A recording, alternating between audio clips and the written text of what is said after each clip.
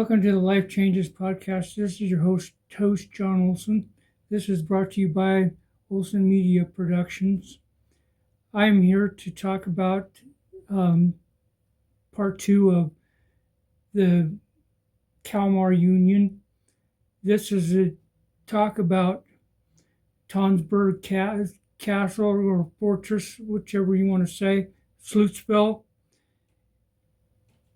It is one of Norway's most important fortress sites. It's one of three that surrounded the Oslo Fjord, which was an important trade port that was made famous by King Harald Harada at the time. It began as a strategic hilltop stronghold above Tunsberg, a town long associated with early Norwegian kings and trade. Early importance. Tunsberg was already a significant settlement by the 9th century, and it became an important trading center with the help of Harald Harada.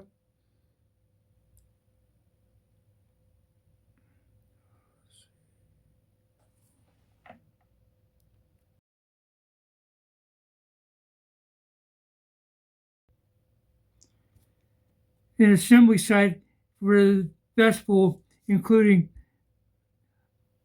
Hating, where kings were proclaimed. The fortress location at Slutspelt was chosen because it controlled the harbor and approaches to the town with the help of Akershus Fortress, but it was based in Oslo, and Bohas Fortress that was based on the east side of the Oslo Fjord. Medieval fortresses.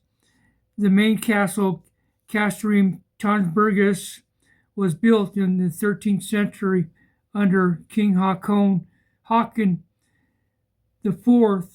Håkon, and later expanded by King Magnus Lagaboo.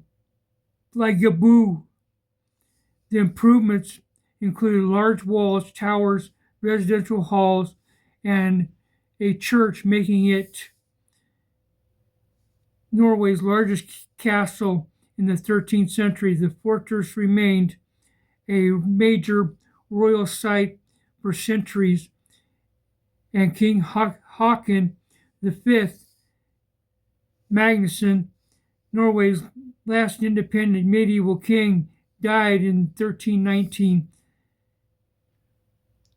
That was when the Kalmar Union became in effect. And then that's when Norway was combined with Denmark and Sweden, and it was also a time when it led into the rebellion. The Norwegian rebellion attempt in 1503 was led by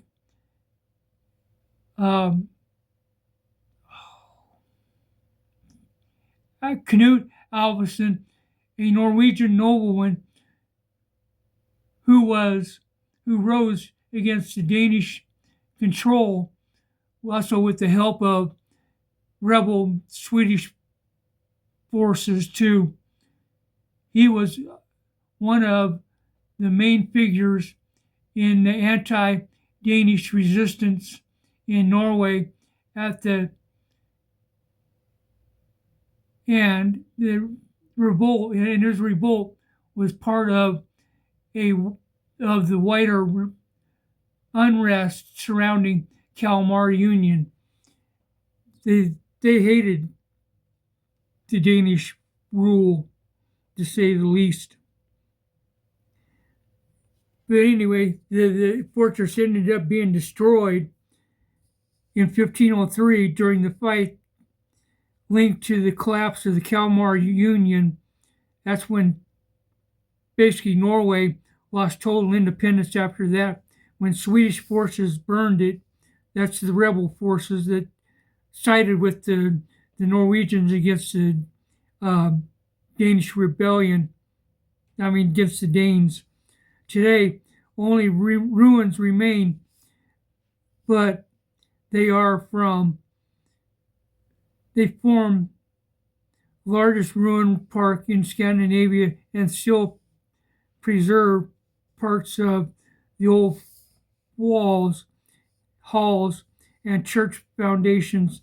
The modern tower on the hill was built in 1888 as a memorial to the medieval fortress. Why it matters? It matters because Tunsberg Fortress because it reflects the rise of the early power of Norway, royal power, the importance of the maritime trade, and the long contest of control of southern Norway. It also closely tied Tunsberg's reputation as one of Norway's oldest towns, a useful way to think of it as a royal stronghold, administrative, and symbol of medieval Norwegian state power. That's why it was destroyed, because they didn't want it falling in the Danish hands and being used against them.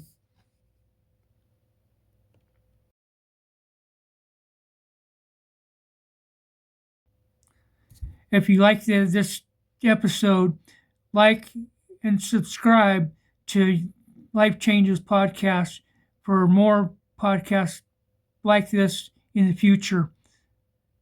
Thank you. Bye.